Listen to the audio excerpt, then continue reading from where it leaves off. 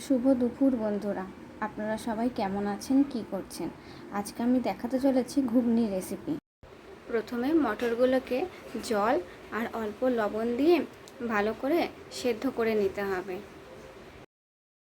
দেখুন মটর সেদ্ধ হয়ে গেছে। এবার কড়াইতে অল্প তেল নিতে হবে। তেল গরম হয়ে গেছে। এবার ছোট ছোট করে কেটে রাখা আলুগুলো তেলের মধ্যে দিয়ে দিতে হবে। দেখুন আলুগুলো আমাদের ভাজা হয়ে গেছে। এবার ওই তেলেই অল্প জিরে আর একটা তেজপাতা দিয়ে ফোড়ন দিতে হবে।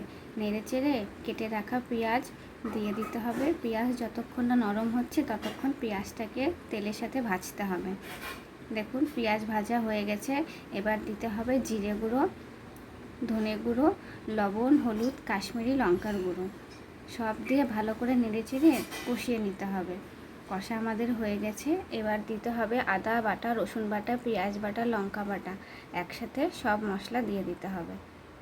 মশলাটা ততক্ষণ নাড়তে হবে যতক্ষণ না পর্যন্ত মশলা থেকে তার কাঁচা গন্ধগুলো বেরিয়ে যাচ্ছে।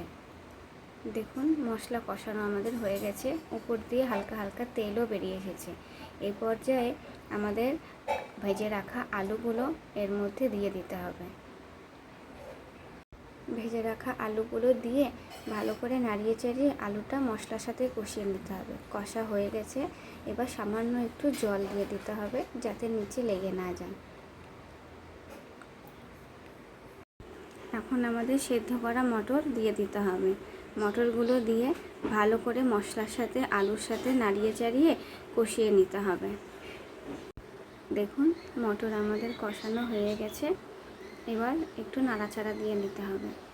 নাড়াচাড়া দেওয়া হয়ে গেলে এবার সামান্য পরিমাণে অল্প জল এর মধ্যে দিয়ে দিতে হবে। জল দেওয়া হয়ে গেলে অল্প একটু লবণ দিয়ে দিতে হবে।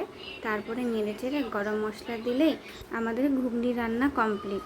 আপনারা দেখে অবশ্যই জানাবেন আপনাদের কেমন লাগলো। অসংখ্য ধন্যবাদ।